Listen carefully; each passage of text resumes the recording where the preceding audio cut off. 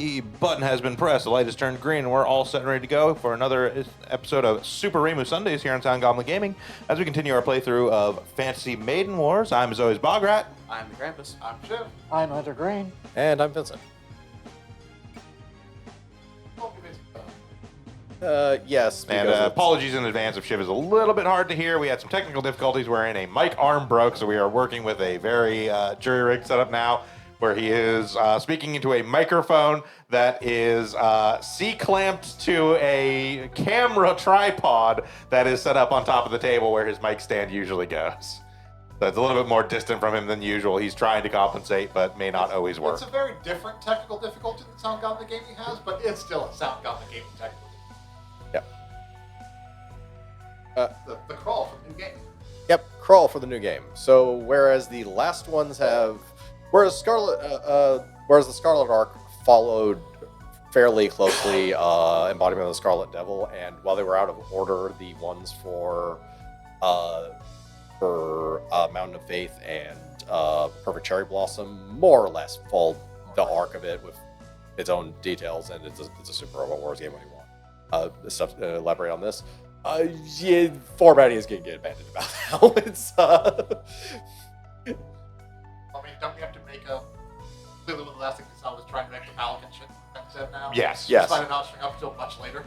I mean, that's partially it, and also just like some of it was just making sense for the progress of the game, and some of it was because I actually saw some people talking with the team that actually made these games, and apparently also part of it was they felt more comfortable by the time they made it to what is essentially the third game they were making to just start kind of messing around with things and mixing it up to make it which makes sense. their own rather than just following one-to-one the stories of the games.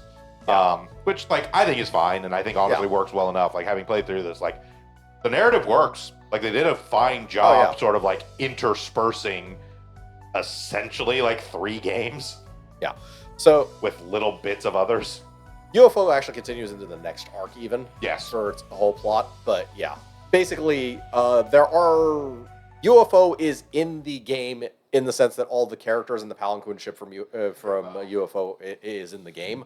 It is not its own stages per se. No. Yeah. It's sort of a background thing to all the scenarios that are in the game. It's like the SRW thing of Press units, but not story. Yeah, sort of. It's not even that it's units and not story, it's that there are no scenarios that are specific to UFO, but the story of UFO is still kind of happening through the scenarios that are just part of the other games.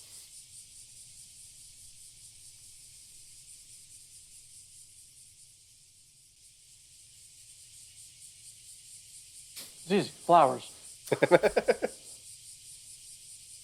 Who is this mysterious character? Could be literally Who is anyone. this mysterious character? Hey, you're finally forced to talk about Mima. She's Mima. No, she hasn't appeared in the scenario. She's not in our party yet.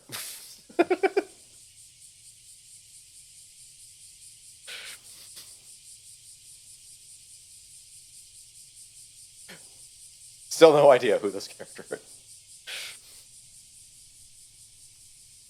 I mean, she's Mima. Yeah. The PC-98 character with Marissa T. Yeah.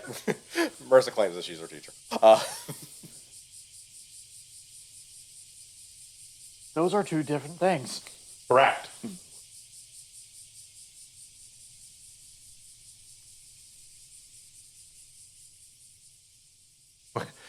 Whether or not you believe Mima is Marissa's teacher is up to individual interpretation.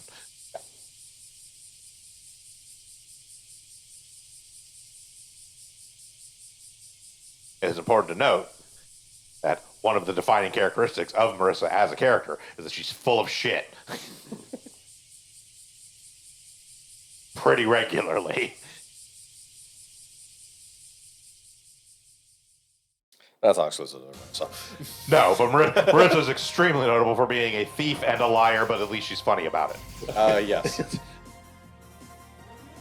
Listen, there's a reason why in every single fighting game she is always wearing a shit-eating grin.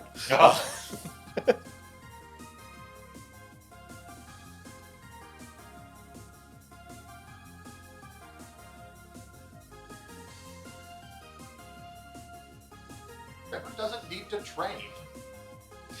Her powers work off bullshit. She doesn't. She doesn't. She needs to train her instincts, basically.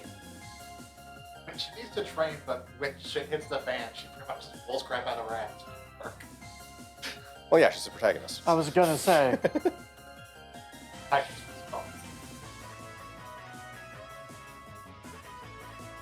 If she puts too much effort in, she won't do it. Exactly.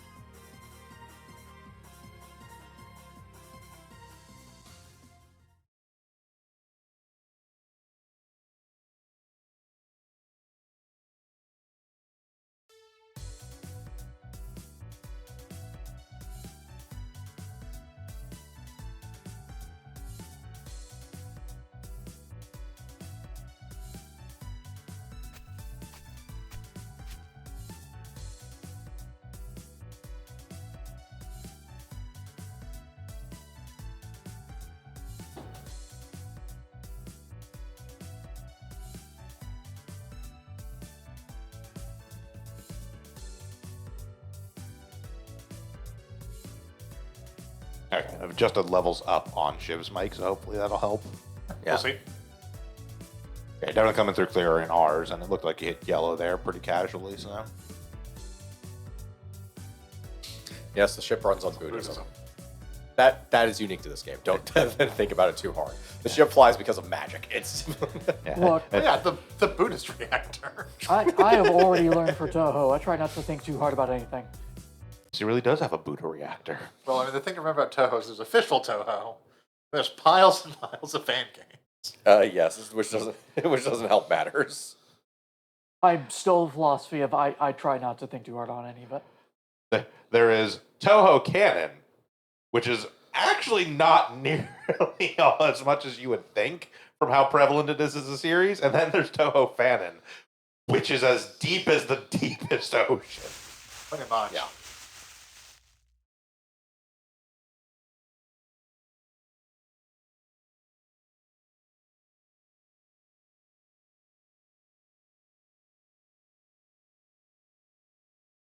And is also the absolute fucking Wild West because any given Toho character has anywhere from 3 to 40 different characterizations depending upon who you doesn't? ask. Yeah.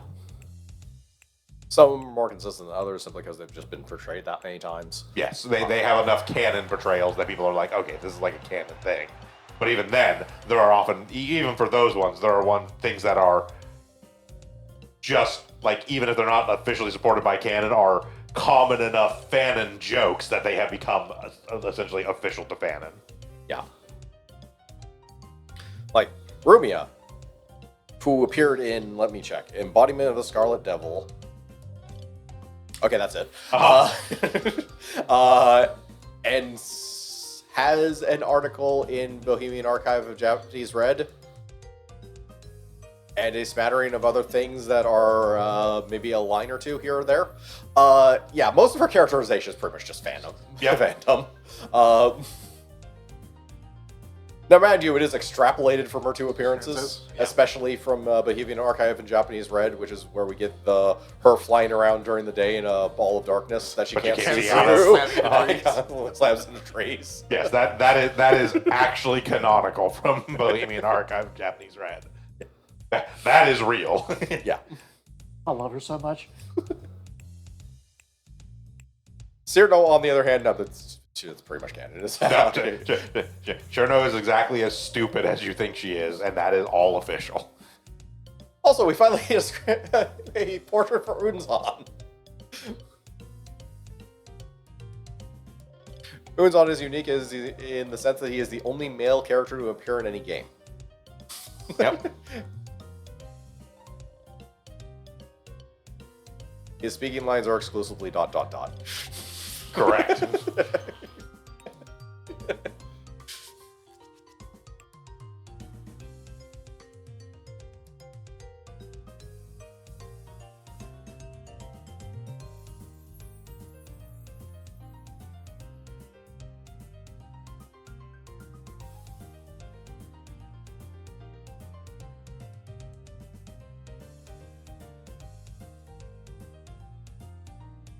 Everyone can't be 1,000 years old. Calm down. No, some people are 3,000 years old. Maybe years are just shorter here. I was gonna say, you're gonna argue about people Possibly not not. being 1,000 years old. You're gonna have to bring that up an awful lot in total. I think as I talked about an episode a few ago, it's like 1,000-year-old just seems to be the go-to choice of this person's old. Yeah, which is why doing reading for the arc of, or for the Imperishable Night arc, I was like, oh, this is new. She's 3,000 plus. Well, not only that, but it's also like being 1,000 years old seems to be the go-to for like somebody being very old, except everybody's 1,000 years old. You're 1,000 years old. You're 1,000 years old. You're 1,000 years It's like old. everybody who's not a human, there's like about a 50-50 chance that they're 1,000 years old. I think our oldest straight human's 300 something. Oh, oldest Human. human? Human. Moko's like 1,300. So she's old. Okay, she's also though. Yeah. So she's younger than that. No. No. No, she's also from the tail, or she lived around the time of the Tale of the Bamboo Cutter, Yeah, which was like 700. that's true. Yeah, fair enough. Yeah, she explicitly can't die. So Oh yeah. Yeah. Yeah, I didn't put together the fact that, like, yeah, if she's from there, she'd be from the time period that would have occurred. Uh-huh. So, Yeah. not a 1,000-year-old person.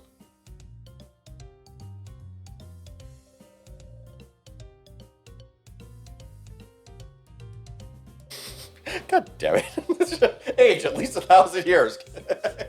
I have not narrowed it down to which character I'm looking at currently.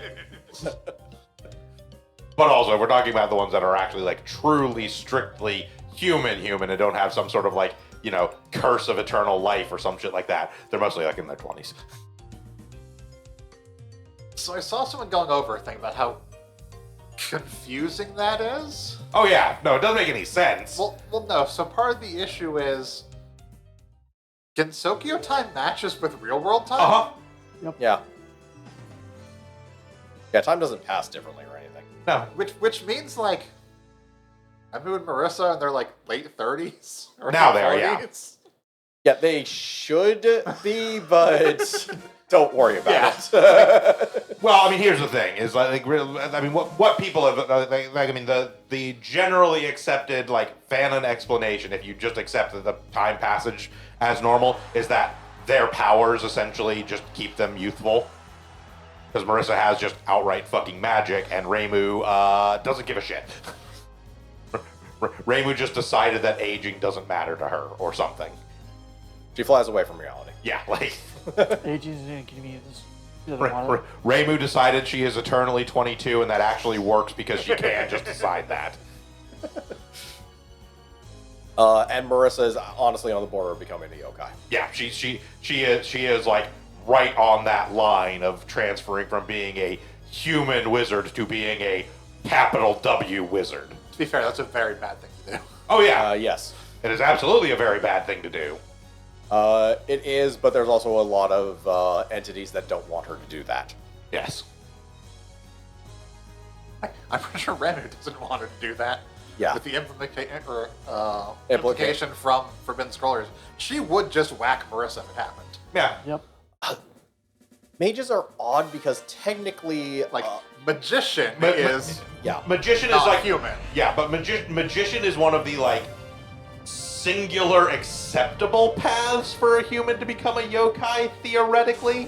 Okay, so it happens in the outside world, it's fine. Yeah, basically. Or in another dimension of one sort or another, which is the case with Alice. Because Alice is actually a new yokai. Yes.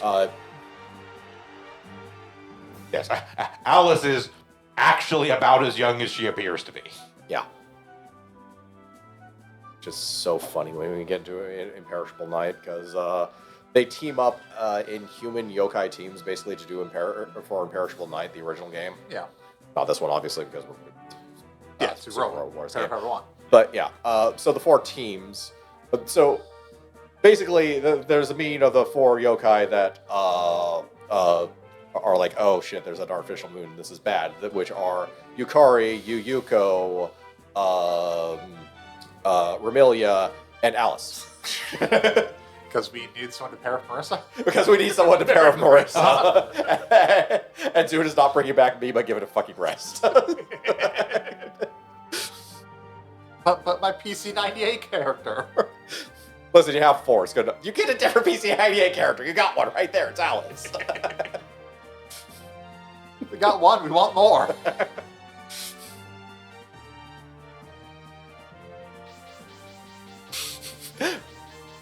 All right, test drive. Behold the tutorial level.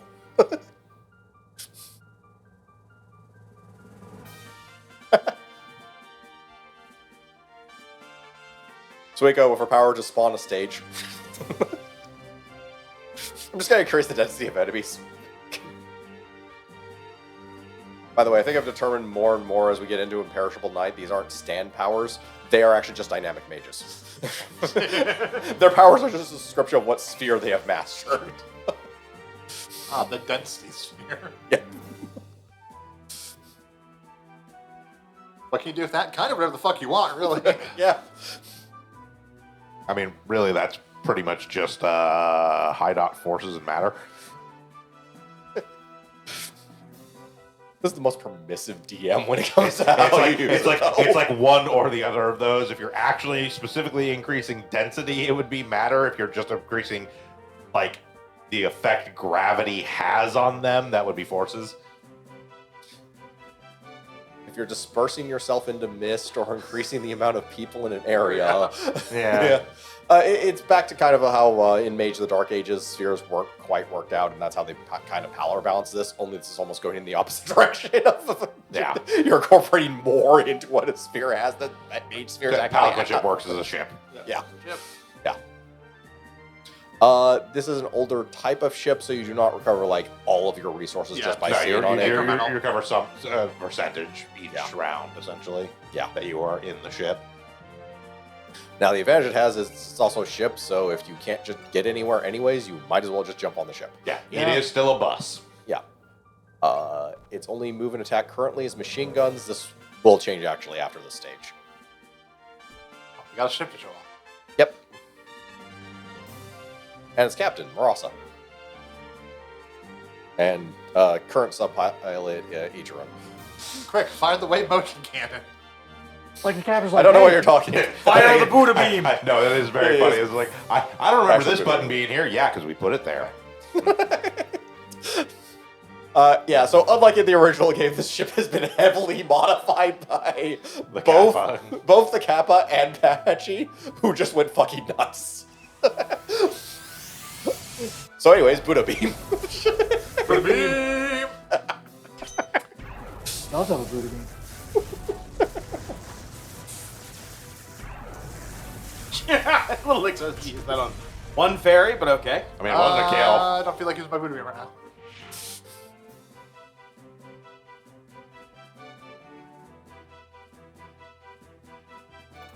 I would like to note, because we saw that, I don't think we've actually seen that before.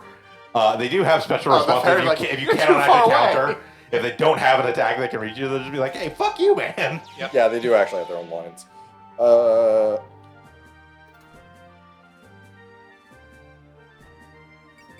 Okay, obviously the special condition has not appeared yet, No. but... who do we have on? Okay, that one's going to be trivial, and the other two will appear later.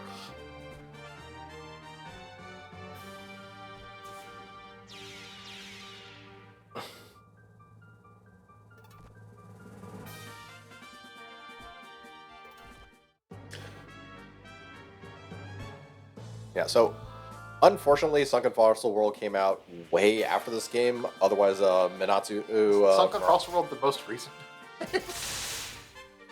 No, it was before Unfinished. Yeah, I think it's the second most Second recent. most recent. It's fairly recent. It's like third or fourth. It's actually one of the side games, which is also Yeah. why the art is not done by Zune. But yeah, unfortunately for Minatsu Marasa, because this is her appearance in this game is based on her original appearance and not her fucking kick-ass cape and anchor appearance from Sunken Fossil World. Oh, that looks so cool. Yeah. Yeah. We don't quite have the text set up for me to show it on stream, unfortunately, but just look it up online. She just looks fucking awesome in that game. We'll show it on Pokemon Days. Yeah. I can easily throw images in. Yeah. That'll push engagement between our multiple series that we don't often. Say, Okay, our non in hindsight stuff, this is actually our most popular series. am I remembering correctly that we said that there is a Pokemon-like game for Toho, but it just sucks? Oh yeah, it doesn't suck that bad. It It's doesn't just, suck. It's just that there's nothing special about it. It's it does not do anything interesting. It is basically a Pokemon game where they palette swap, where they basically swap out Pokemon sprites for Toho character sprites. Unfortunate. That's about it. Like, I mean, they're probably built uniquely, but still, basically, it's a Pokemon game. It's not. There's not unique mechanics. no. But yeah, Marasa herself is a ship phantom. Notably, the type that actually like causes ships to sink usually. The reason for your confusion, by the way, Shiv, is that the most recent game is Fossilized Wonders. That's right, Fossilized Wonders. Yeah. That's right. Yeah, I was Not trying to Sunken remember the Fossil name, and I do remember being close to Sunken Fossil World. But Yeah, yeah, because Sunken Fossil World is 17.5. Then you have Unconnected Marketeers, followed by 18.5, which is 100th Black Market. Then Unfinished Dream of All Living Ghosts, and then Fossilized Wonders. So that's why you were like, isn't that the latest game? It's like, no, it is the other Fossil game.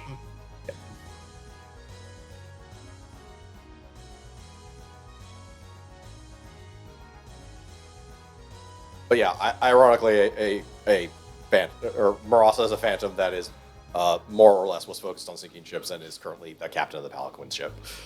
That doesn't bode well. That's fine.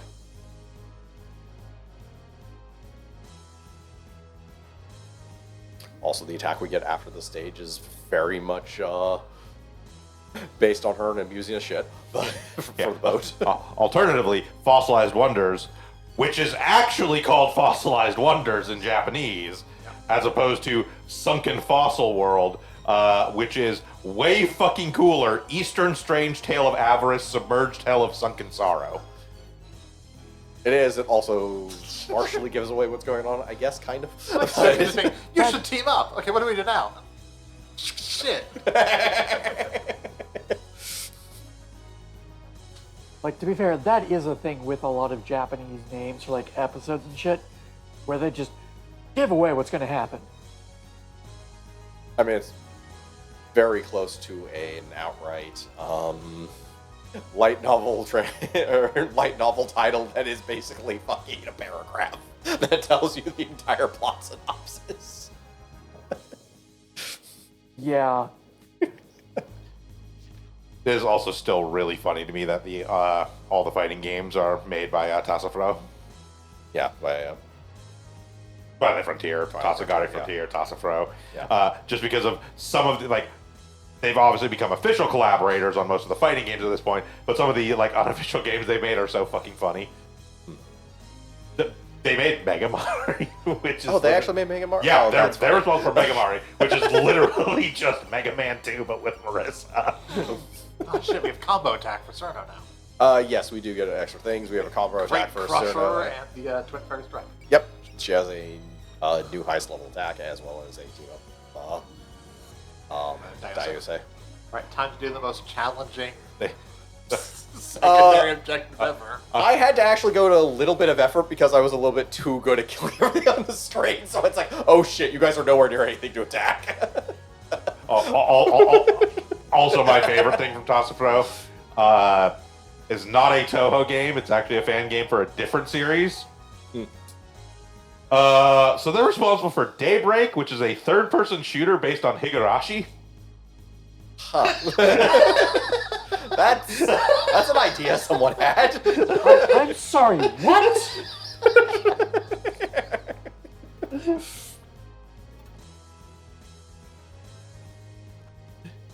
Higurashi Daybreak is a Japanese doujin third-person shooter developed by Twilight Frontier.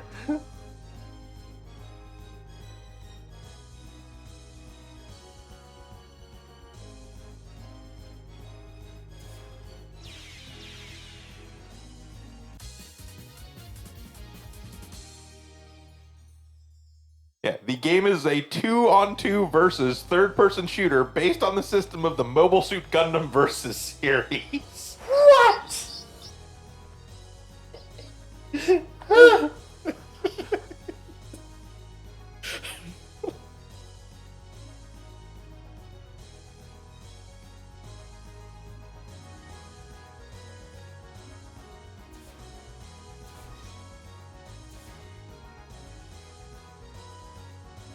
Okay, bonus condition done. Yep. Sorry, I was in shock about hearing about this Daybreak game. What was the bonus condition? Have Marissa, Ramu, and Sakia do an attack as a lead character. Yeah. So it's an attack with 3 characters we attack with anyways. The only reason it was vaguely anything resembling difficult for me is because I had actually killed everything that was near, I think, Sakia before I could attack with her. Yeah, fair. It's like, oh, I need to pause for a second so I can attack now. Power. Yeah. In a peaceful day like any other, a small box was dropped on Rika Furude's head when she was sweeping in the Furude shrine. In it was a pair of Magatama, one red and one white. The Magatama is actually the sacred treasure of the Furude shrine. With its magical powers, the holder of the red Magatama would unconditionally fall in love with the holder of the white one. Upon testing its effects on the school faculty, the club members of a Hinamizawa school decided that they should duel each other to see which pair gets to keep the Magatama. In the beginning, it was only an after-school club activity, but their game eventually engulfed all of Hinamizawa. Sure.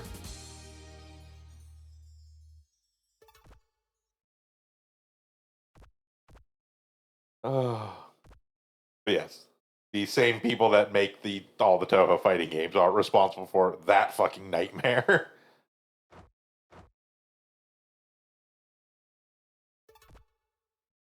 Look, I'm sorry, if we're talking about weird Dojin fighting games, the one that always strikes me is just the one for Les Mis.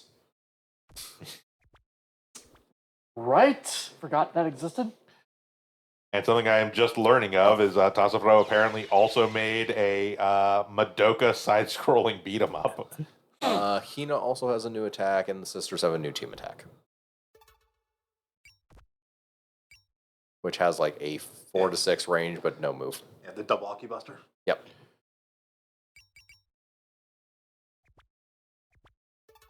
But yeah, Tassafro is responsible for, all the games you would think. They work with Immaterial and Missing Power, Scarlet Weather Rhapsody, Hisoten Soku, Hopeless Masquerade, Urban Legend and Limbo, Antimony of Common Flowers, and Sunken Fossil World. But then they are also responsible for Super Marissa Land, Mega Mari, Pachkan Defend the Library, New Super Marissa Land, Dyna Marissa 3D, Komeiji Satori no Josu Kyokyo, Shoot Shoot, and Marissa Land Legacy. They've actually done a shit ton of Toho fan games.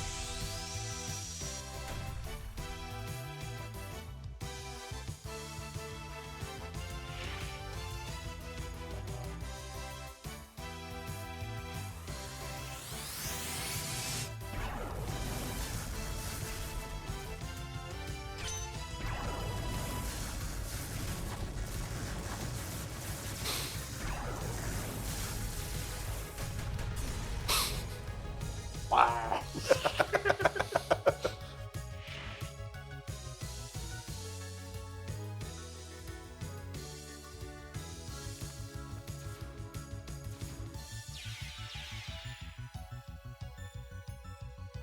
By the way, we will have the ship for basically all of the rest of the stages of this game. Yeah. Nice.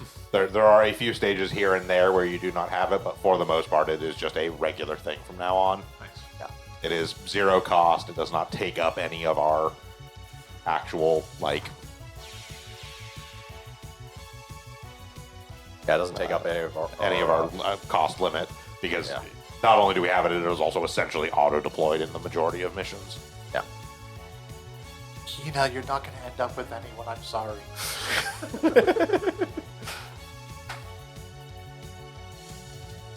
Consequence of basically technically existing, and that's pretty much all. Such misfortune. Yep.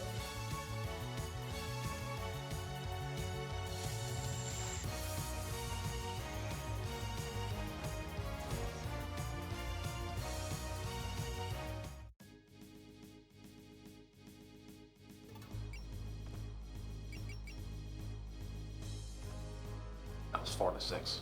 Pretty close.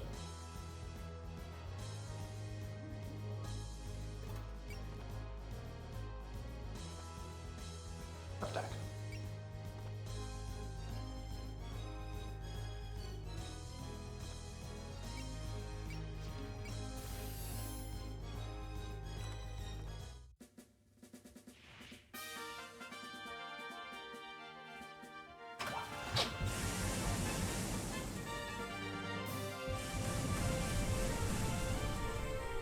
Typical cannon broadside. As expected of a ship. Yep.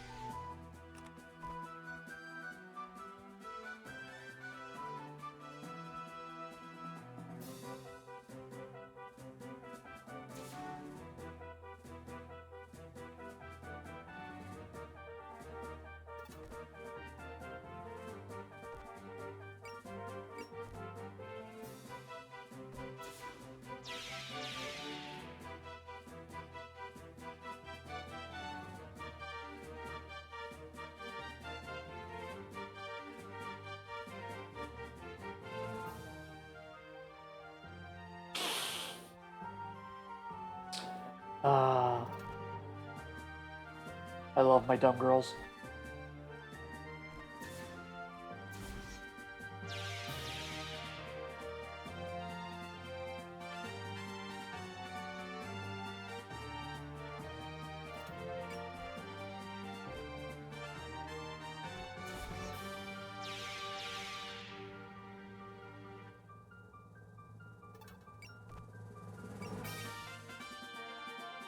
Six.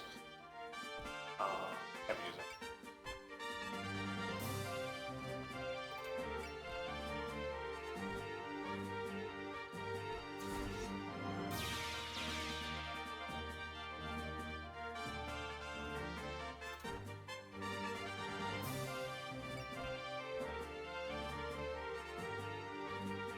No spell cards, just a bunch of health. Do you have an item? You do an item. It's not one we care about, but Not even remotely. like, because the win condition fails. Yeah, so I get it 20%. Whatever.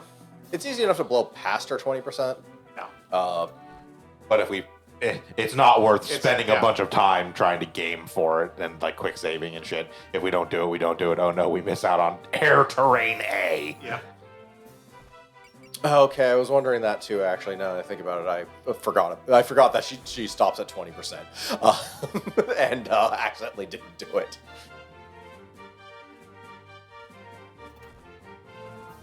Well, good news. It didn't matter. I figured it didn't. Because it's a tutorial stage, effectively.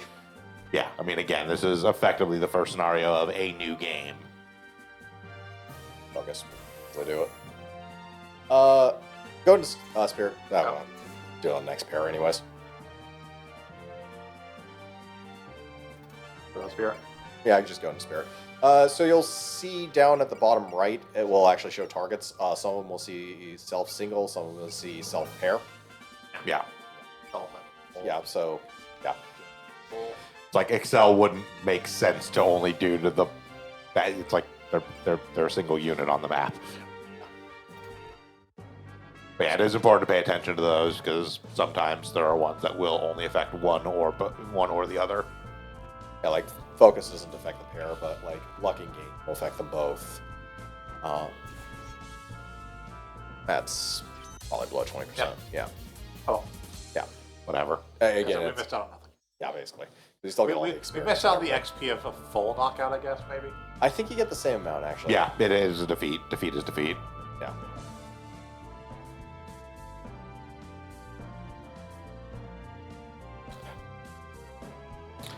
Okay, so mechanically, I should probably actually bring this stuff up. Uh,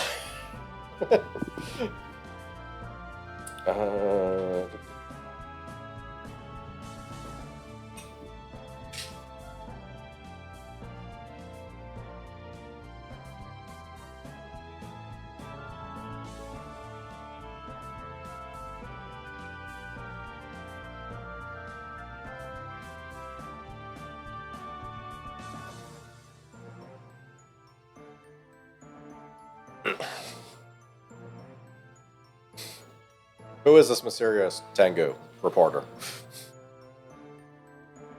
That is a Tengu, dialogue. eh? No. I'm Tengu. Ah. I should say, who is this mysterious Tengu reporter Hikikomori? It can't be Hikikomori. They're just outside. She usually isn't.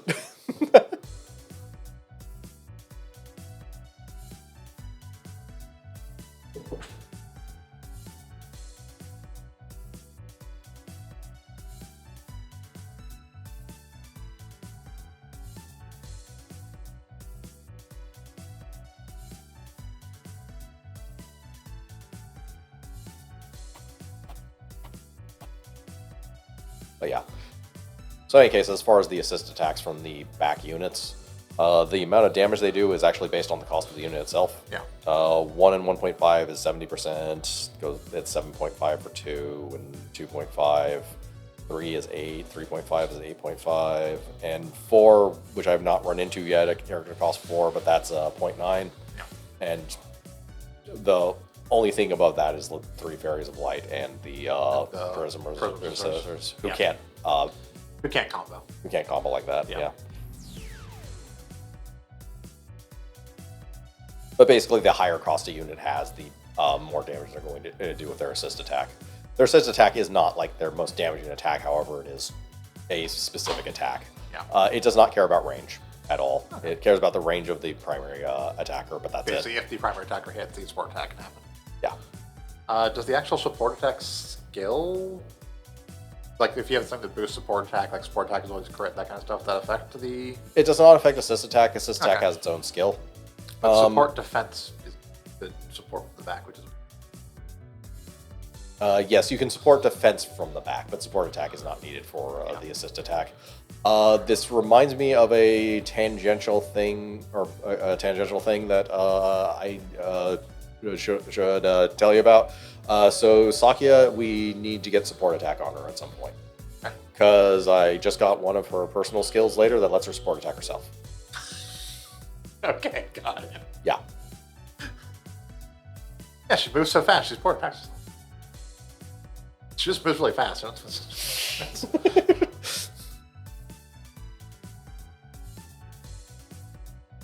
And it doesn't have any of the limitations that it normally has for Super Robot Wars games. It is just straight to support Just a attack. straight So support. the support attack. It's not like the second attack thing. We have to have more skill. It's just No, she just does it on does every it. attack. It is actually where her ammo starts to actually become a thing. The other thing, although it's been a thing throughout the whole game, is friendship. I can actually find where. Friendship. Friendship. Again? friendship is the thing that's always technically been active in the game. Yes. So characters have friendship values with each other. These range from 0 to 3. Most characters are 0, but characters they're specifically close to, it can go up to a I think 3. it can go higher because I think Marissa has some weird, super like usually high numbers for Some very specific things. she can have. I think she can have 1-4 basically, depending on what choices you make during her route. Yeah, Which we is can't not. get 'cause we didn't do can't. a route. Yeah, we can't get because we didn't do a route specifically.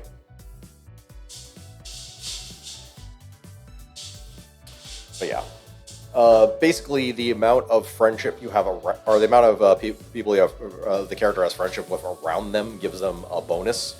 So if this includes if they're the support character on the back. So if Marissa has like Alice on her back, and let's say Alice has a +3 friendship, she'd have +3. Then if she has Notori standing next to her, and that's another +3, she'd have 6 friendship level, and so on. This is the thing about the three fairies of light, and this is within the 8 spaces around them. This is the thing about the three fairies of light when they're actually broken up. They do have like 6 friendship effect, or 4 friendship effectively because they're next to because they have 2 of each. Yeah, because they have 2 of each other. Yeah. But yeah, the first 3 levels of friendship give +5 accuracy and evasion for each of them. Then it goes down to a +3. Level 3 also, however, starts to give +3 damage done, -3 damage taken, +3 and you get +3% critical for everything past 3. Yeah.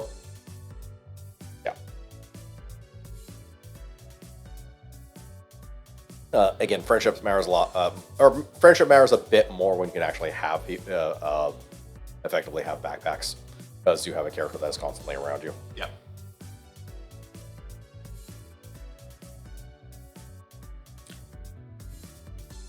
Like, it is a bonus to pair up characters that have friendship with each other, but it's not necessary per se. There are characters like Suwako who specifically are probably better off with a specific character as a backpack, because always having night terrain can be fucking stupid with that character.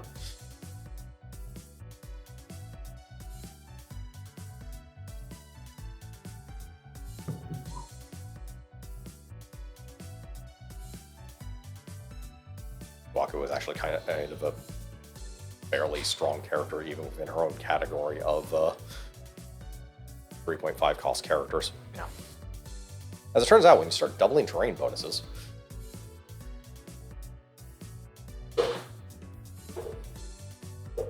yeah, so in a normal Super Robot Wars game, your terrain bonus is going to be like basically 10% to some things. Yep. However, there's also night terrain. So if you have an S rank in night terrain, it basically counts as double S, which means it's a 20%. If you double the effects, it's 40%. Yep.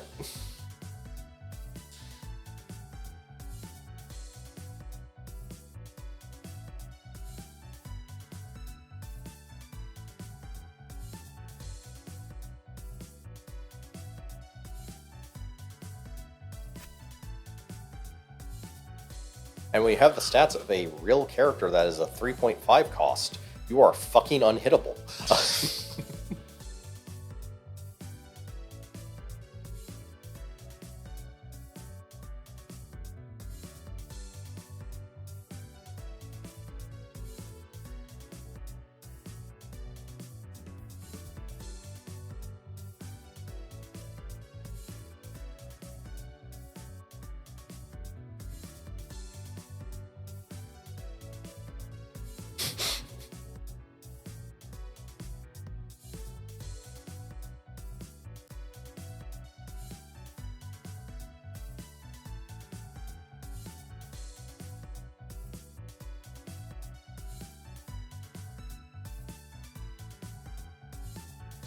Yeah, fancy me and you outside of your room.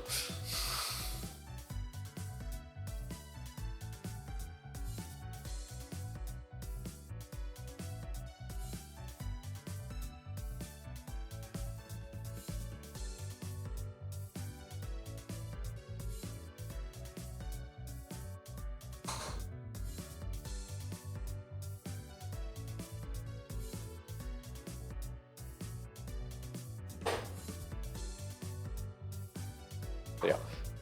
Atate is actually Aya's co-star in Double Spoiler, the sequel to Shoot the Bullet.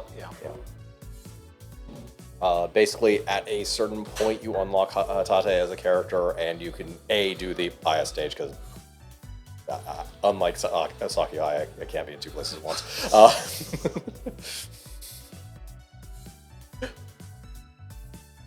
And you can also do the other stages with Atate, which, depending on your playstyle, might actually be easier. She does play slightly different. Yes, we can now actually form up a teams. Yep. These base teams they have set up for us. Well, here's everyone we threw outside the team structure to begin with. I think like pairs that make sense. There's Shonen is red. There's the Tengu. Yeah, the Mountain Tengu, the mobile library. We actually have the titles right there. Coco. Yeah. Mountain Tengu. Mobile Library, Abandoned Temple. Ligma. I think I'm going to status. Press the top button. There you go. And status. Abandoned Temple Light.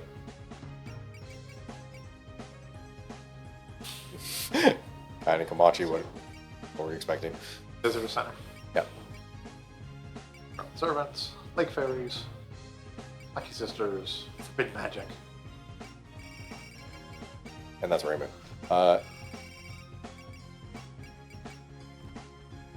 Maidens. So nobody is in our party currently, so it is the ship soloing the stage. Who's going with who? You generally want characters who are kind of... it depends. Like, basically, the super characters tend to want someone with Excel because they tend to be short range and close to the shit. And conversely, the real characters tend to want supers, especially with support and defend. The Age sisters are going with each other. That one's just fucking built in. Those two being together is not necessarily a bad thing, though sometimes you might want to die on her own. I want to do their attacks. Yeah. Yeah, so one of the things is like the combo attacks are not doable if they are paired with anyone else. So even if you had the Aki sisters each paired with somebody No, different, you can. You absolutely can. They do have to be next to each other on the map. Combine isn't possible. Combined is not Yeah, possible. so if unless- you don't want to yeah. split up the three fairies if you're going to use them, or the prison sisters if you're going to use them in the combined form. Yeah. Combined you can't do. That's Yeah. why combo attacks are still possible. Yeah, team attacks are perfectly fine. Yeah.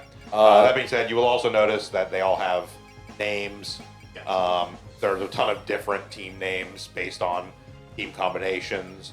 There are also team names for teams that are just fucking bad. So, but they still have a unique name for them. Yeah. Yeah, Fountain's Faith is actually a good team.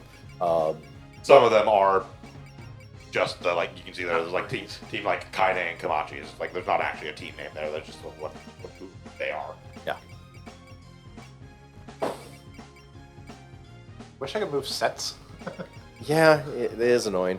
But yeah, Momiji in general is good on basically anyone's back. Simply because she is really fucking defensive. You, because you're buddy. Yep.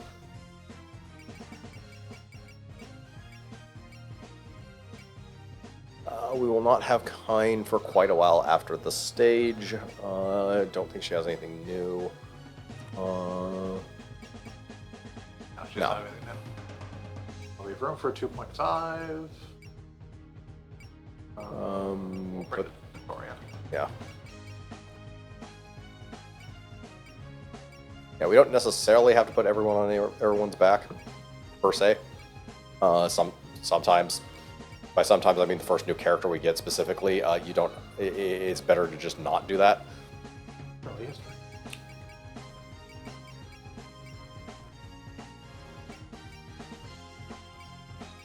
Curse God sign.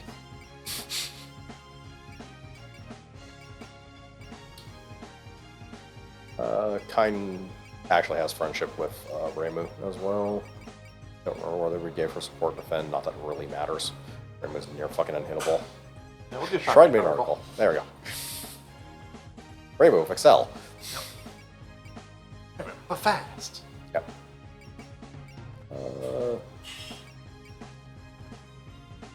We want to get that support attack on Sakia before we forget. Do we have the skill points? Oh, sorry. We don't have anyone. Oh, wait, we do have something. Yeah, we have the ship. We also have the ship to upgrade, which is probably worth doing anyways. Yeah.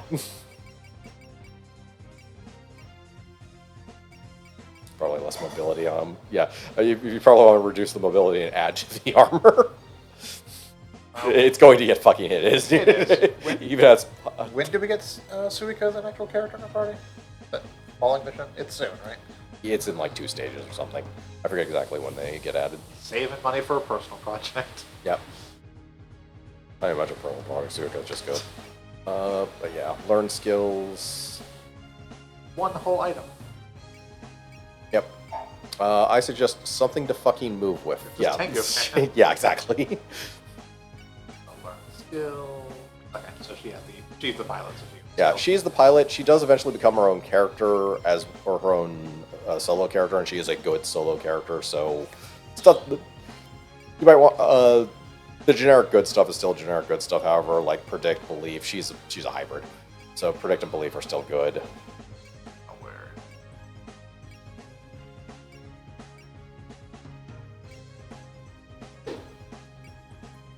She has a melee character, so shotgun is not exactly great. It's all not great for a ship, anyways.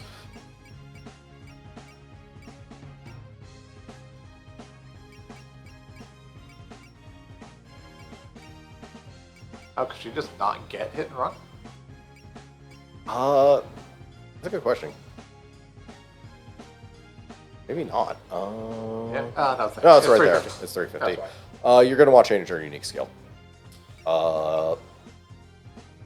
Reserve, I believe it's reserve anchors is... Yeah, that one. Sinking anchor is a new attack on the ship. It is the best attack on the ship by far. It is also a move and attack. But 30% against underwater enemies. You know how useful of a skill that could be. Okay, anyways.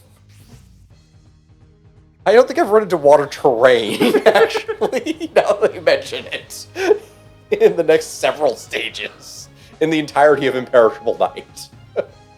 Hell yeah. Sakia, and whoever else we want to spend skill points on, honestly. But yeah, support attack and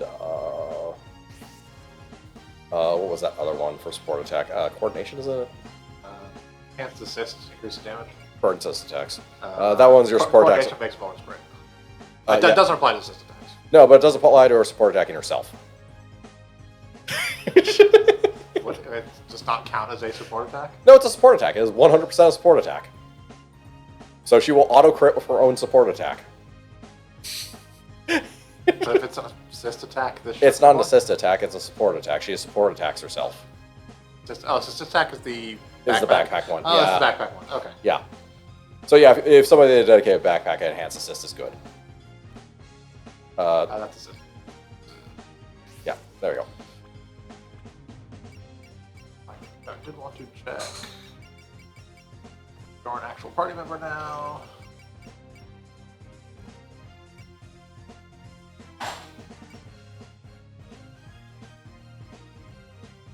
You can move really fast. Can you use unique skills while you're combined? You have to switch. Yeah, just switch. Okay. Yeah, she'd be the front Should character, be the front effectively. to super speed. Yeah. Quick Arc Girl tends to be her better one, anyways. And that is the other thing. You can also Aya is faster than Reimu, so you can just put Aya in the front in order to get places and then switch back. This is a much more viable tactic when we start to get to characters like Yukari and Yuyuko, who are not that fast. As I said after last week's stream, I'm amused by the fact that Yukari has an ability gap that lets her just teleport as a move, and she never moves during that fight. Yeah. And then we don't get it when she's an actual party member for us. She simply leaves the screen and then comes Comes back. back. Between the second to last and last spell card, she teleports 2 spaces away. But yeah, We have a new question mark, question mark, question mark. who is this rabbit-eared character? The rabbit. It's a yokai rabbit.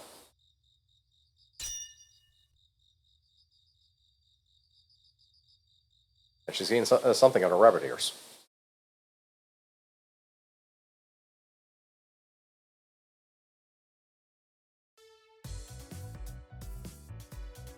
And welcome to Valakun Ship.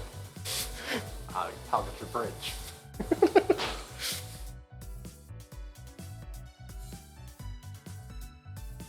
In case you're wondering, no, this is just this game. When it comes to how the Valakun... when it comes to the interior of the Valakun ship and a lot of the bullshit with it.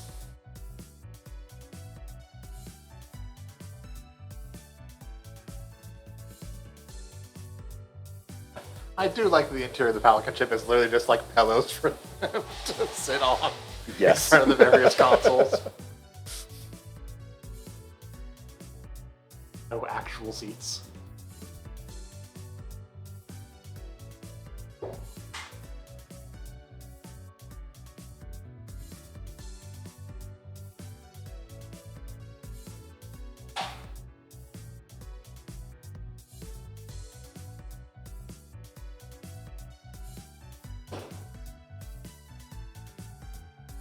So I assume that once we presumably rescue Bakuyan, she becomes the pilot of the ship, and then No, she's a solo character. oh, she's also a solo character. Yeah. So who pilots the ship when Murasu becomes a solo? So if she's not deployed, she still pilots the ship. If she is deployed, it's Rinosuke. Okay.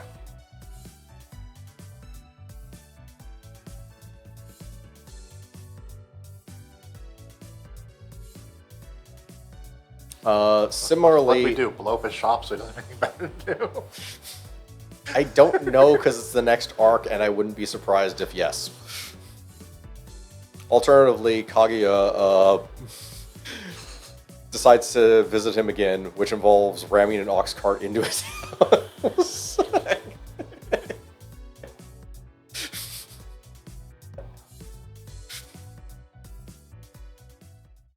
This is very on brand for Kaguya, by the way.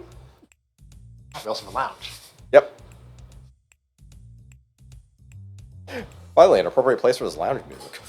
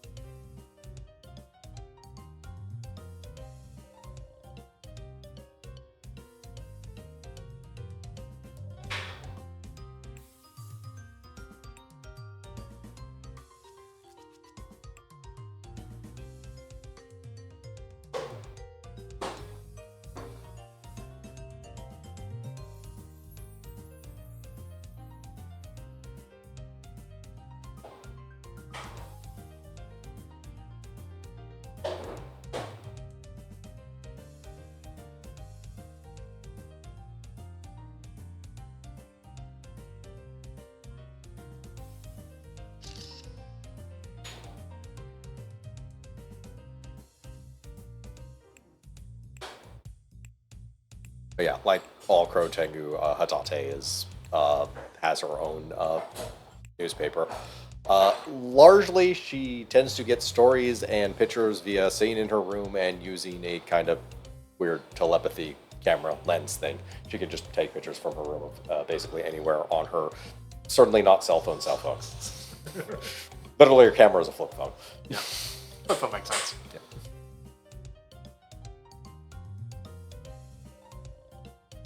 Yeah, photography. Photography.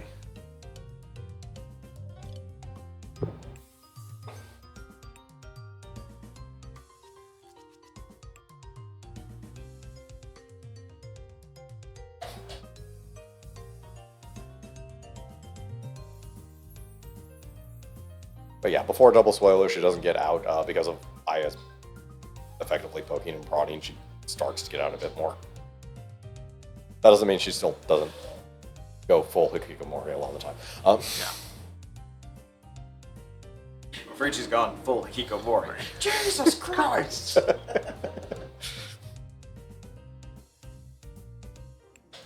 Never go full.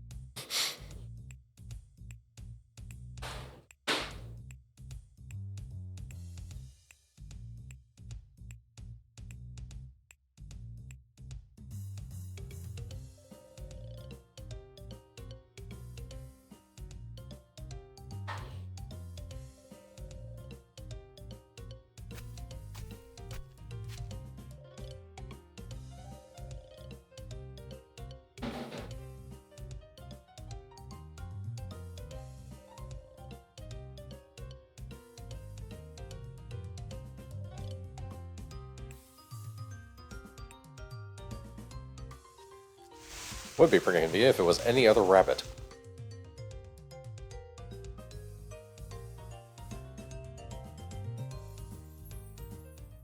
Yeah, the one character in the whole setting that their powers do not work on.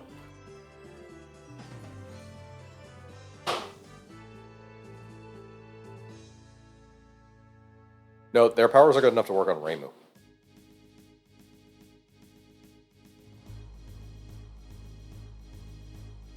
And Rim actually has some degree of yokai blindness. How often they didn't show up after trying. Well, they're not yokai.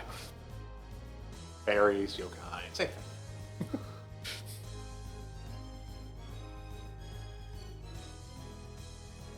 No, Reimu does technically put them into different categories. Fairies are more murderable. I mean, Or they just come I back. would say, just come back. Is it really murder?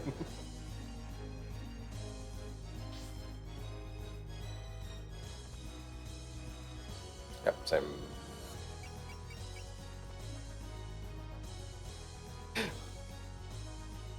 Defeat the three fairies in the same turn. Yep. Defeat the three fairies. when in a Defeat chat. the previous party members. Yeah.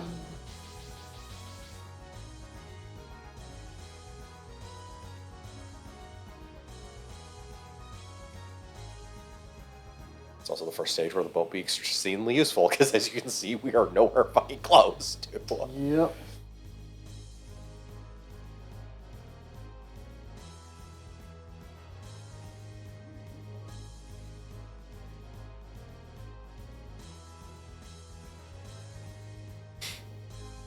No, this ship is not space-worthy.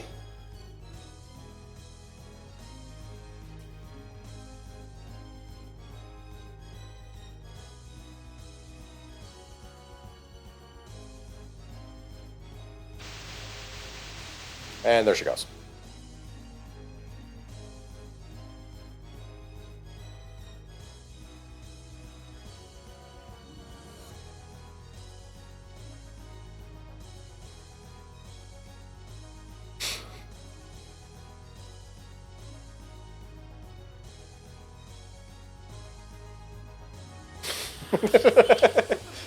Fuck you, famous for being a great target for pranks. And now we're getting into the stage motivation. You heard her. Yep. We'll take this chance to set up my grudge against them. Yes, this is entirely the stage.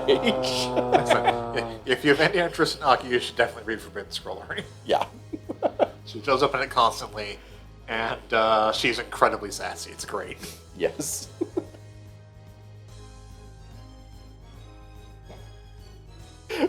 Yeah, this entire stage is because Akio is holding a grudge.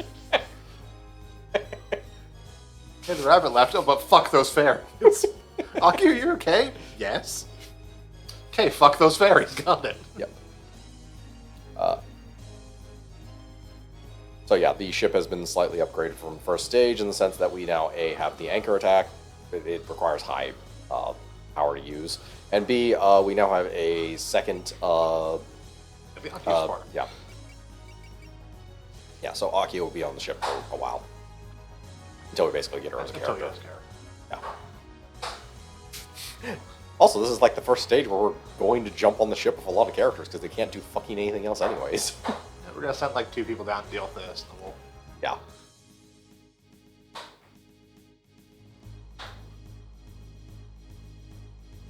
The other thing about assist attacks is, unlike support attacks, they happen before the normal attack. So it is the assist attack, then the normal attack, then the counter attack, then the support attack. So if they die from the assist plus normal attack, they're dead before they can attack.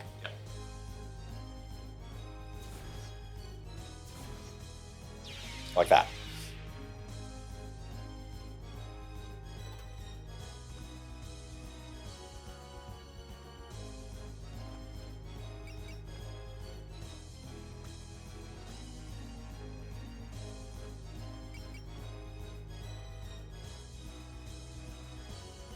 Can you do me a favor and hand me that cup? There you go. Thank you. Yep.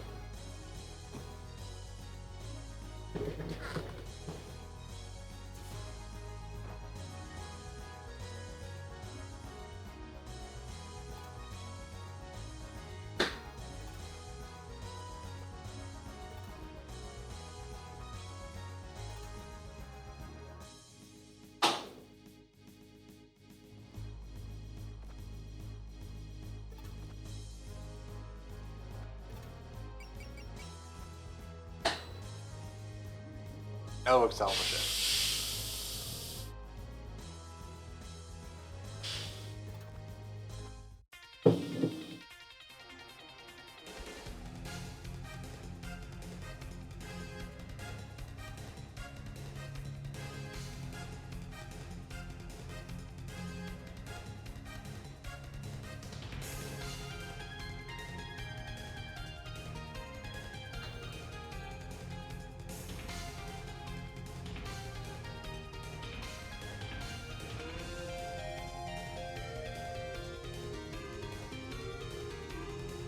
Quit breaking the fourth wall.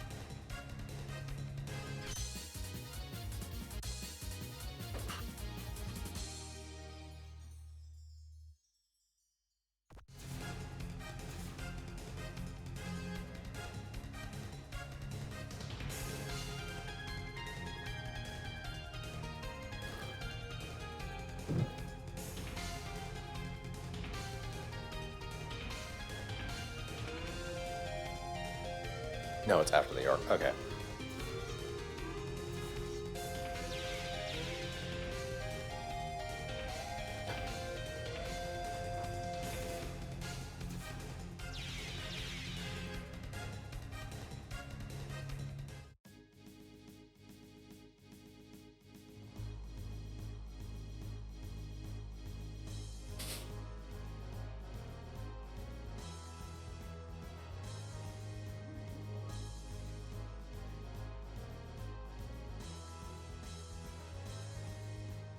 That is incorrect, Romeo. You are very strange.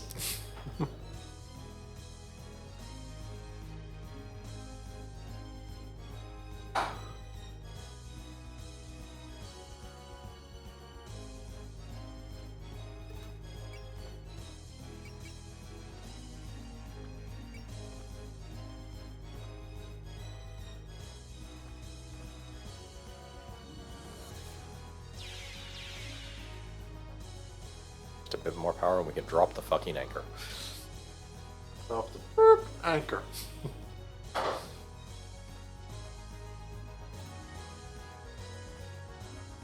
Alright, empty the clown car.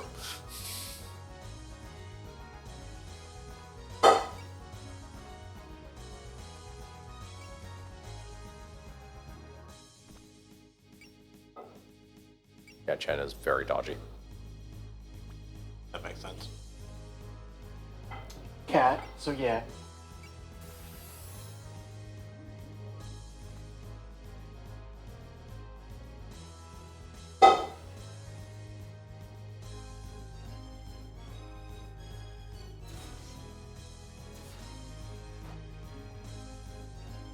Singer does make me want to play Ghostwire Tokyo again.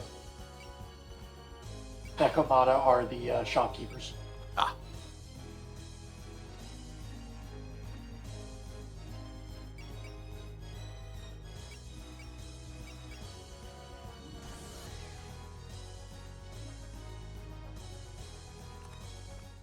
Combo attack. Maybe at some point I could do it for a Thursday stream thing. Alright, now get back here! Welcome back. Proto Malice Cannon. Yes, and this arc will begin the Malice Cannon. Basically after the character Completed split. Malice Cannon. Yep. It happens after the character split.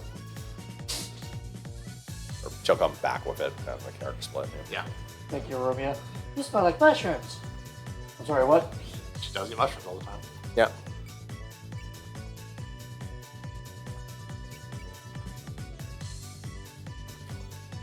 Yep, persist. And bullseye you. And yeah, accuracy has to be done separately for each character. The focus should do work. Yeah. Yeah. Makes sense.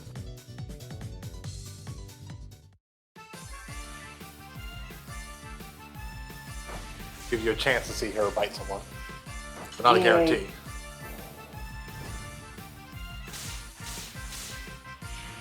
Oh, it was a demarcation. Yeah.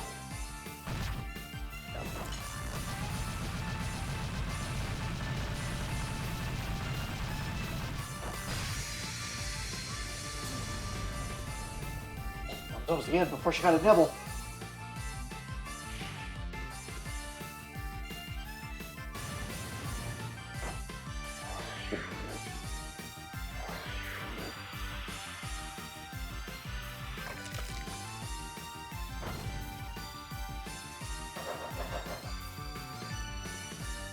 Just a tiny bite. Obsessed, so.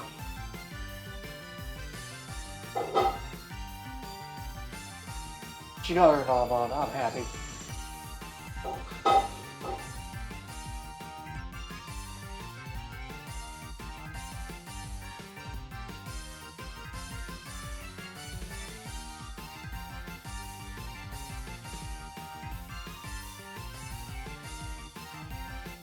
Momiji has a new attack now that I think about it as well.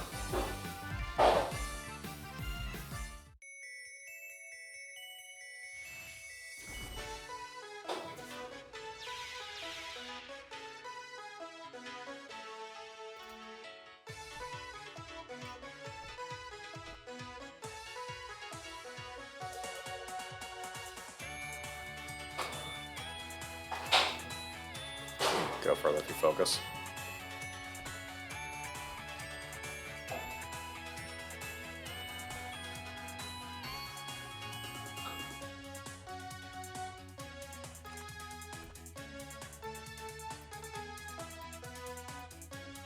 Happy squared.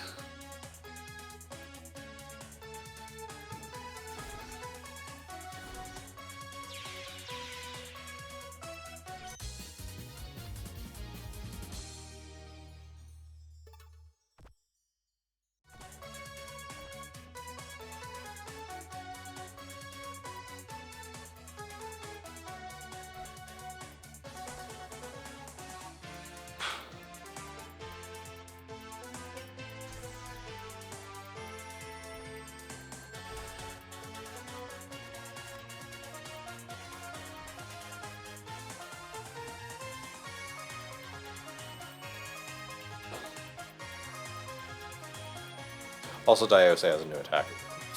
Ah. It's the other type of bullet, basically.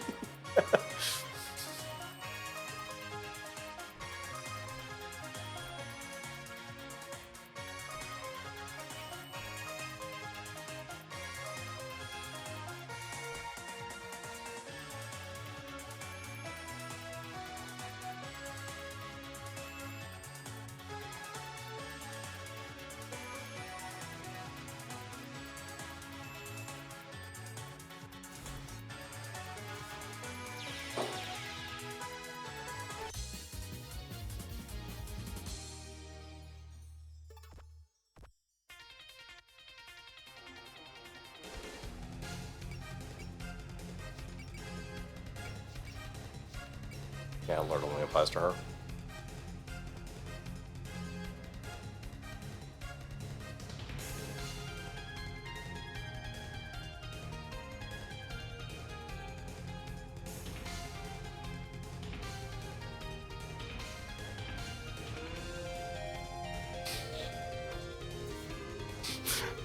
Also, Diose has support defense, so she will actually die. Yeah.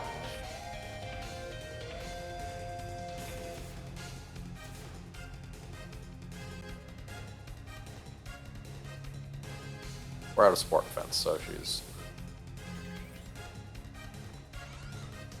Yeah.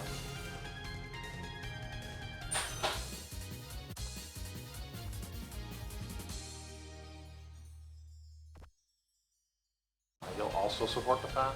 So Yeah. Its accuracy is the only thing I really care about.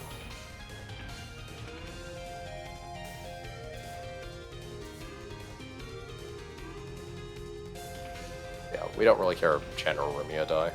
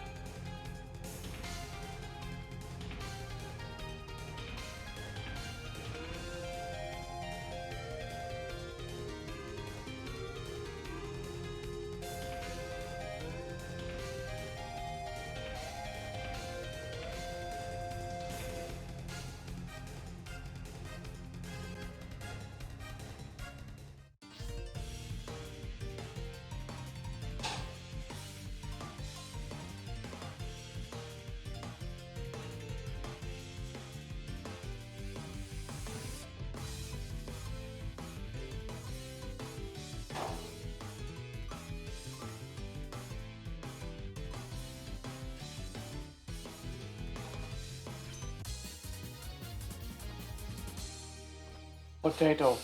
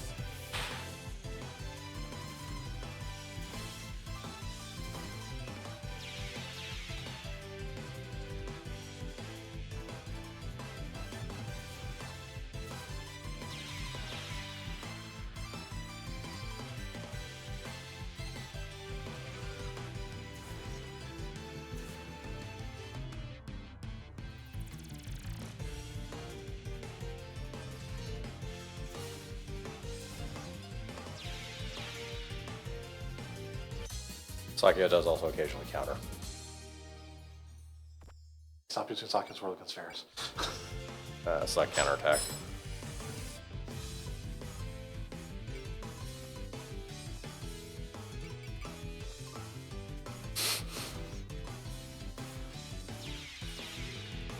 That is the other thing. She can absolutely support attack with Sakia's World even after she moves.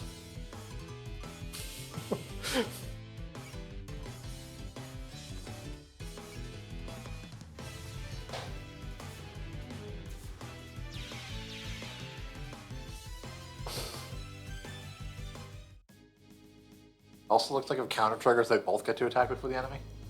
Well, this attack specifically goes before her normal attack, so it basically pushes it up in priority. So yes. A support attack would still go after the enemy, but you don't support attack on defense anyway, so it wouldn't matter for counter now that I think about it.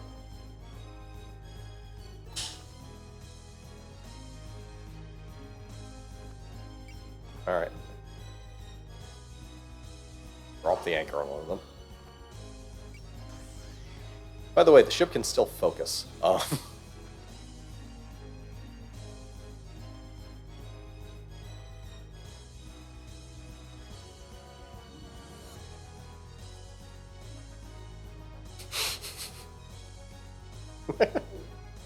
Give me the gun.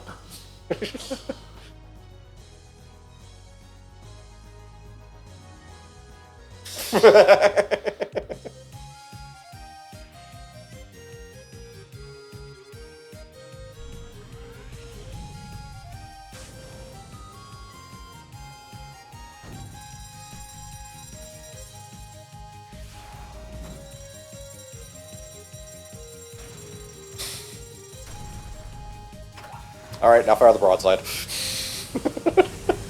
You hooked it. Not how an anchor works.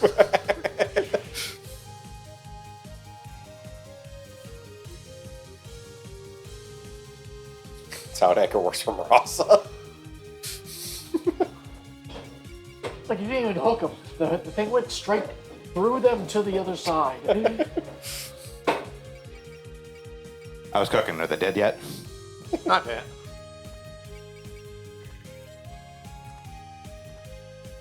What were you cooking? Lunches this week are a combination of farfalla and rotini pastas, finished off in a sauce made of with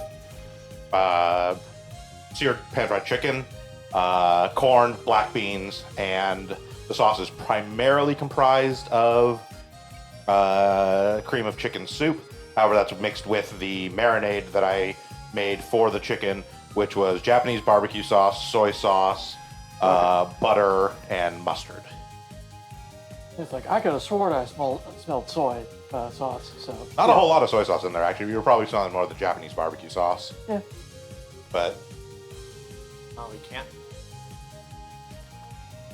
That's the whole health. No wonder we can't trust it. It's just be fine. I mean, it's not going to kill, anyways.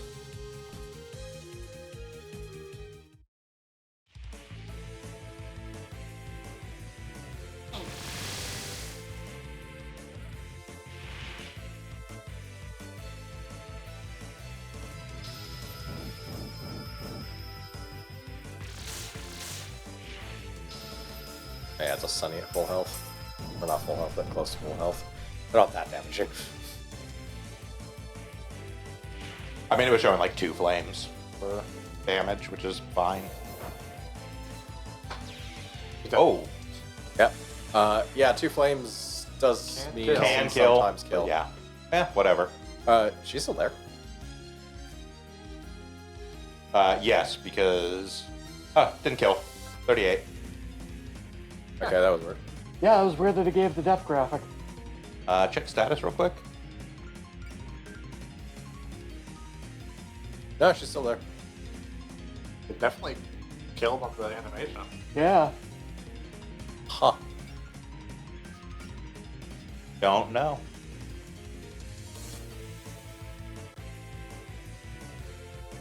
I won't say anything.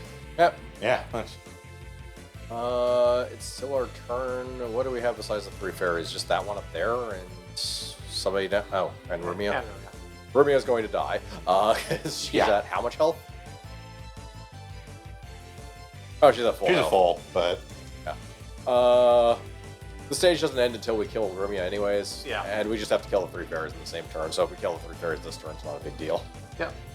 which should not be hard at all, No. considering the health totals are all at. And the amount of characters we have left.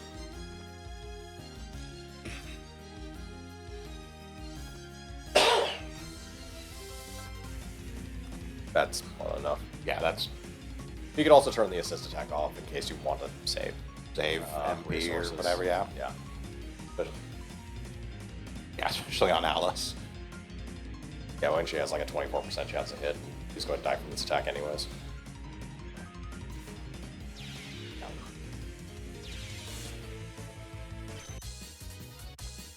Man, if we ever do anything with channel points, I am getting a good supply.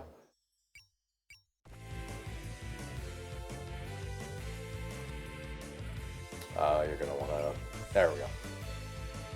Double Oculus. Also notably, if the assist attack kills, the other attack doesn't happen. So you don't waste resources, basically. Yeah. That's good.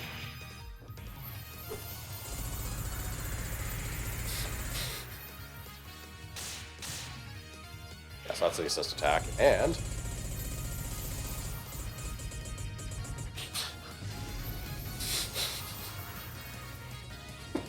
What? behold, Autumn Fever.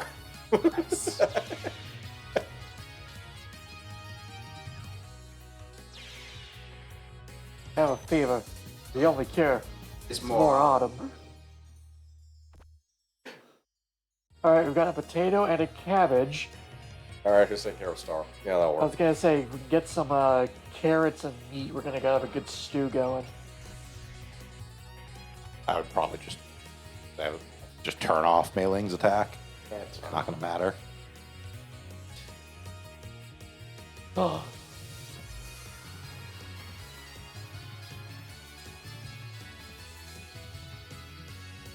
Oh no. Why would you do that to those fairies?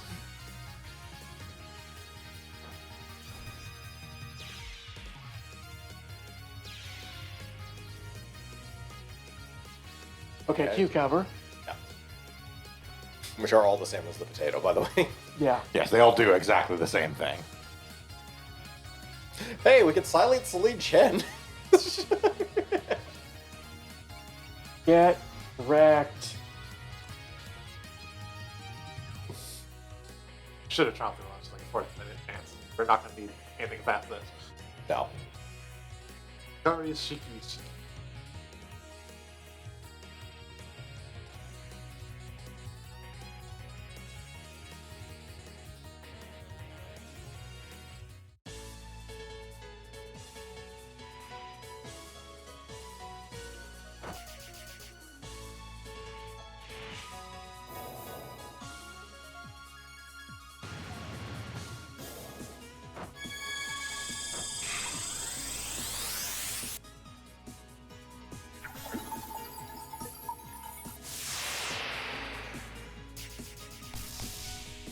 Oh, actually, yeah.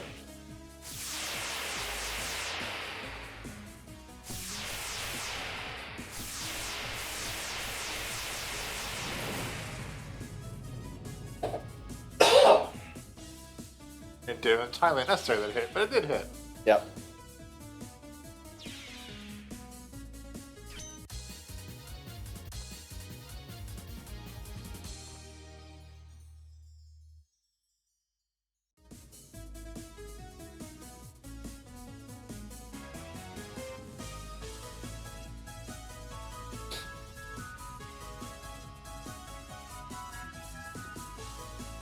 Are we showing Hotate's attacks? No, not yet. Okay. We have a convenient fairy right there. Yep. Like, she only just showed up, so. Yeah.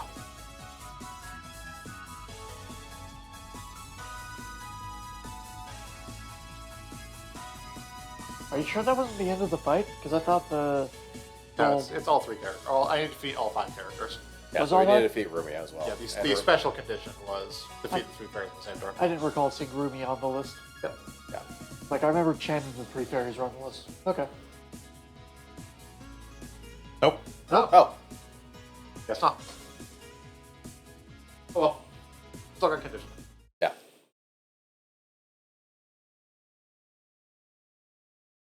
Rumia was just there along for the ride.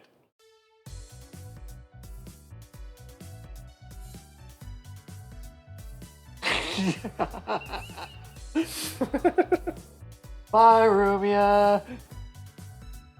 Why do we even have left? Oh, right, fairies.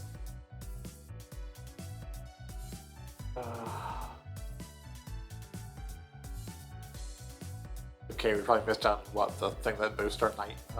Yeah. Night terrain. Terrain boost. Yeah. If that, I don't remember. Which, if I she mean, had granted, recorded. is slightly more useful with the pair system in place because you can put the effect on Rumia that makes it always be night terrain, but it's still not good. Yeah. Okay, it's specifically good for one character, Yes. and that's about it. We're also going to get another one anyways because for some reason Wriggle comes equipped with one. Yes, Wriggle Nightbug comes with one. Well, I mean, night's right there in the name. Except she already has, like, S rank in Night. It's not particularly unique to Wriggle for stuff like that. Suwako's item is also gives S land and sea. Which she already has. Yeah. Yeah. Also the reason why Suwako actually kind of cheats like that. Between that and her Spiritless, because her Spiritless is as offensive as fuck.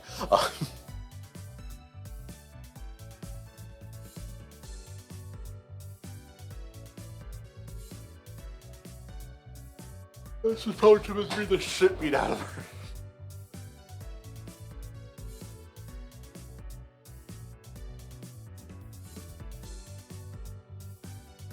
Right, and now we actually get to start Imperishable Night proper, so we've got a lot of story, by the way. That's fine.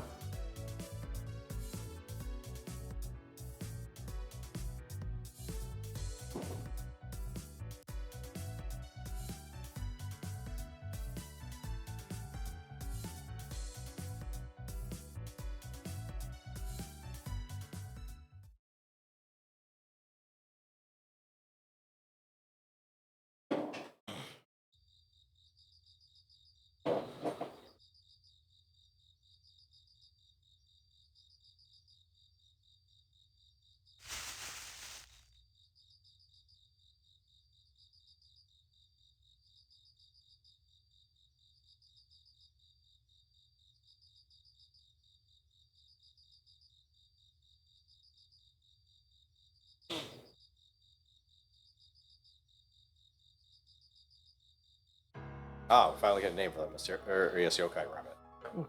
And another mysterious yokai rabbit. Rabbit, rabbit. A lunar rabbit. Yes. Surprise, surprise. She's a lunar rabbit. Fuck, I'm Oh, talking about rabbits come from the moon. Fuck, I'm talking about lunarians. Yeah. Well, yeah. Where else are they going to make mochi? Yes. Yes, I am aware of the Japanese myths for that. Yeah, they do as well, but Okay, so how familiar are you with the bamboo cutter's daughter?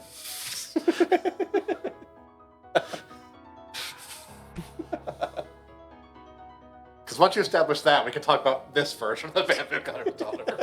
I don't think I'm familiar with it. It might be something that I've heard before, but not known the name of.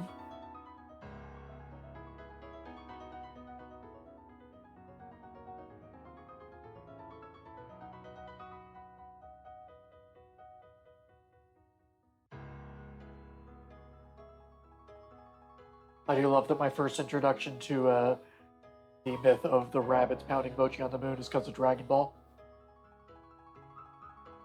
yeah, that makes some sense. Dragon Ball does stuff like that. Yeah, specifically OG Dragon Ball.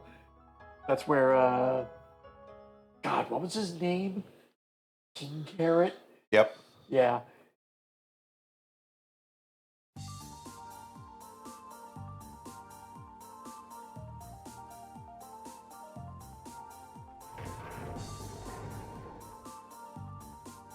So,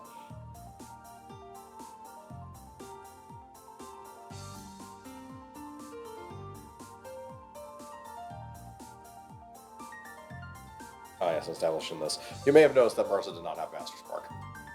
I didn't. Okay, Marissa didn't actually have Master Spark because She did mention she was having her Hakura upgrade. was working on. Yeah.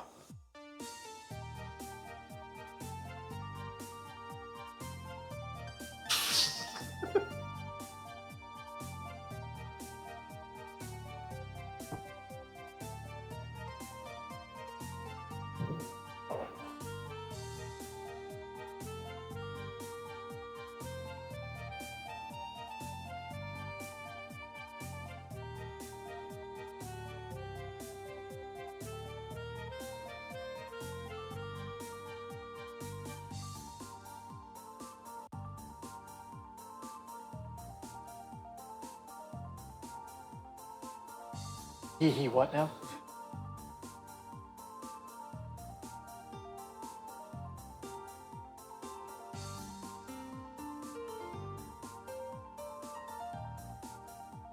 Okay, Redmond, what do you want? A bat. Maybe some nails in it.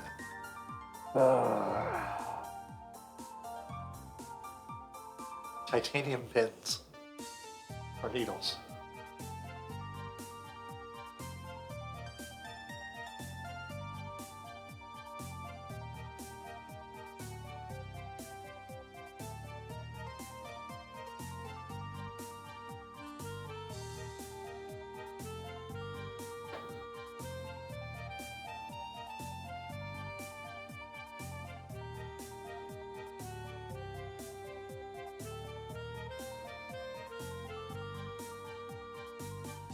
Oh, that explanation. Okay. I had to look this up just to get the wording right. Oh. Okay, so, Lunarians. So thousands of years ago, the original Lunarians, consisting of Lord Tsukuyomi and his most trusted relative, relatives, including Iron Yagokoro, Lady Yagokoro was mentioned, went from the Earth to the Moon. They did this because they had a revolution that all the world consisted of probabilities and anything could happen. So they learned how to manipulate probabilities, and this is how they got to the moon. Huh? I'm gonna pause for a second.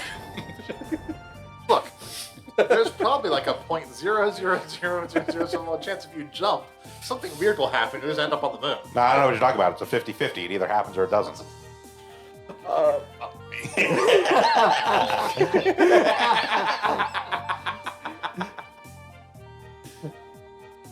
Lunarian civilization itself is kind of a combination of Chinese and Japanese and how it's set up. Most notably, they went to the moon in order to get away from impurity, and this is very much the Japanese interpretation of impurity. This includes all of nature and things like the life and death cycle. So anything associated with the life and death cycle, including being absent of it, is seen as impurity.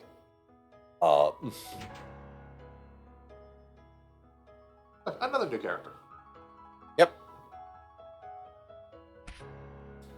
Grayson's master. Yeah, they do a mix of both Japanese and Chinese mythology for the For the moon. stuff. Yeah. Most notably, Chang'e is actually an important character. Especially in Legacy of the Lunatic Kingdom, which I will find some way of talking about that game somehow.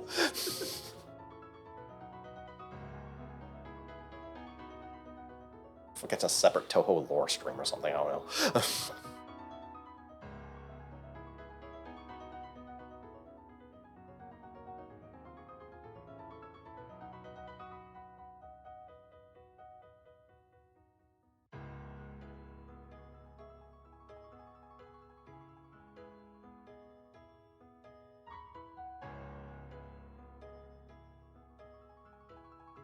And yes, this rabbit that effectively has 4 names.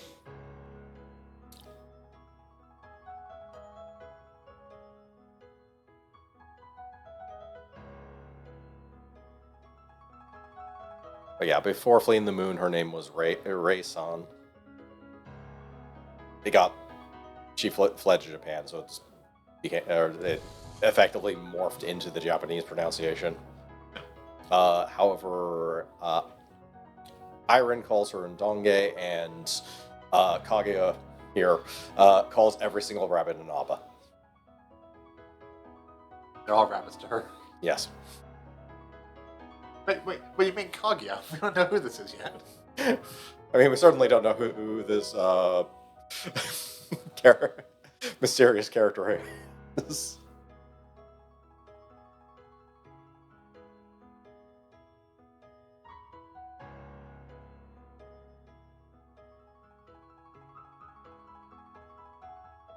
Iron ties that building. That's the mansion there. Yeah. It's something of eternity over it, something like that. House of Eternity, I think. I'm sorry, what? What's the problem? Or yes. You were just talking about Dragon Ball, like that shit doesn't happen there. Yeah. I was gonna say. I can't backlog through different people. Hey, can you just it's backlog up and down on the analog stick? Oh, it's just not doing it. Huh, Nope. Weird. Alright.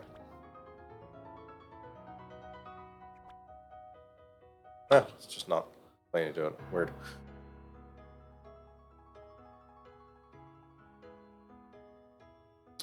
So, the Lunar... Grayson actually fled the moon during during the Lunar War, which happened in response to their invasion in 1969. Yes, this is just a lunar landing. The moon. They saw it as being invaded. They saw it as being invaded and basically decided to raise troops by conscripting all of the yokai rabbits on the moon. Which is also why Clown Piece's outfit is an American flag to taunt the Lunarians. Yes. The anti-paparazzi barrier. Which comes as no surprise that Aya and Double spoiler. yeah. Yeah. It's also just a good team. Well, we have room, so... Yeah. Yep. Yes, we will absolutely have room for this scenario. And mostly have room, actually. This is the split, obviously, because Burris isn't here. Yeah. We will have room all through the split. We might have to bench, like, one character in stages. Yeah, double spoiler and perfect. Yep. That being said, this might be a good place to call it because we're on Yeah. a little bit of a time limit here. Vince has to get going by 3:30. It is now 3:10, and we don't want to advance too much without Vince here since we will be into a split and running into new characters. But before we cross, we have a little bit of time for Vince to run. Okay, so the Tale of the Bamboo Cutter's daughter. Yes. Effectively, there's a bamboo cutter who cuts down a piece of bamboo and finds a baby inside of it. He takes this baby in, and this baby grows up incredibly fast into an incredibly beautiful woman who basically everyone nearby wants her hand. She ends up sending them off on various tasks to get all sorts of things that don't really exist. Yeah, the 5 impossible requests. And 5 impossible requests. A jeweled branch from the island of Harai, a dragon stone, the cloak of a fire rat, That sounds familiar. cowrie shell, and one other item that I can't remember off the top of my head. But Vince is pulling it up. It's actually all of her spell cards. Yeah, because of course. Yeah, that's okay. Joel's Fire Right Neck, Buddhist Stone Bowl, Robe with Fire Rat. The ball's the line you get. Yeah, Salamander Shield. So, yeah. Yeah, because he sends them off to get these things that it's impossible. They're not a task you can actually complete. Eventually, one of the people who ends up falling in love with her is basically the Emperor, or the servant. I think it's the Emperor. It is the Emperor. Yeah, it's the Emperor. Ends up falling in love with her, and on her particular birthday, I don't remember off the top of my head. On one of her birthdays, basically, emissaries from the moon show up, saying, "Oh, this person is actually Princess Kaguya from the moon, and we're here to basically take her back." And she actually does like the prince. When the emissaries show up, she basically regains all her memories, remembers that she's Princess Kaguya, decides that she's going to leave. The prince basically has an army show up to try and defend his house. They can't do anything about the emissaries. She leaves, but she gives basically when she leaves, with the knowledge she has of actually being Princess Kaguya, basically gives the secret of immortality to the emperor. But the emperor doesn't want to live forever without her, so they send it and they burn it at the top of Mount Fuji, which is why Mount Fuji is a still active volcano. Okay. All right, so the differences here. First and foremost, the 5 impossible requests were impossible because she already had them. Because Kaguya is a massive troll, first and foremost. When the emissaries showed up to take Kaguya back to the moon, she killed them. No. One of the emissaries was Iron. No, sorry, really. Iron killed the rest of the Yes, right, emissaries sorry. and fled with Kaguya. And then, or emissaries have shown up occasionally. Yeah. To typically be murdered. Yeah. They are currently hiding in Iantai because they don't want to be found by the moon. Yeah, but as you may have noticed, as they very callously and quickly were like, "Oh, we'll just We'll kill just that get rid rabbit." of them. Yeah. Yeah. It's not going to stop a lunar detachment, but Obviously, Kaguya was not anywhere near as attached to the Emperor in this version. And finally, that Secret of Immortality is the Horai Elixir, Yeah. the same thing that Moko drank. It was not thrown into Mount Fuji. They were going to take it thrown to Mount Fuji. But one of the... but the guard captain. Or no, Okay, so the guard captain was told to stop by the god of Mount Fuji because this would just cause constant eruptions. yeah, by Konohana Sakuya. Yes. So instead, they camped overnight. Eventually, effectively, that same goddess kind of had to deal with all of the guards trying to drink the elixir Yes. of immortality. On his way up the mountain, however, the guard captain encountered a child. Yep. Who he saved. That child was basically in his group, and they were the 2 survivors after all of this stuff. At the end, because he was sent by the goddess to a different mountain in order to dispose of the Horai elixir in a different way. Yeah. He was killed by that child who took off with that elixir. And drank that elixir. And that's Moko. I was gonna say, I wonder who that could be. Yeah. Yeah. The Toho version of the Bamboo Cutter Daughter story. Yeah. And that's also one of those things that you don't quite get in... Because we have a remix of Moko's theme in this game, Yeah. her song is... Or her Reach for the Moon, Immortal Smoke in the original game is very different and a lot more somber. Because Yeah, that's the beginnings of her trouble. As it turns out, being 1,000 years old as a human who only ever looks like 12 causes a lot of problems for you. Yeah, I'd imagine so. I don't know. She gets her problems out by beating the shit out of Kanye. Kanye beats the shit out of her on a regular basis. Yes, quite often. When neither of you can die. I can say I am assuming that comment earlier of "I've killed her 3 times today."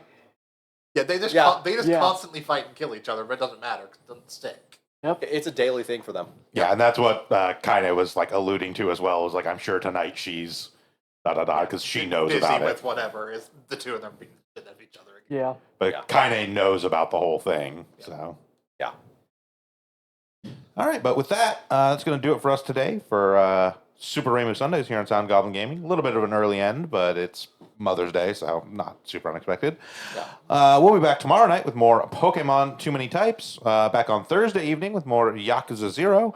And right back here next Sunday with more In Hindsight and Fantasy Maiden Wars. Until then, I've been Bograt. I've been the Krampus. I've been Shiv. I've been Hunter Green. And I'm Vincent. Have a good one, y'all.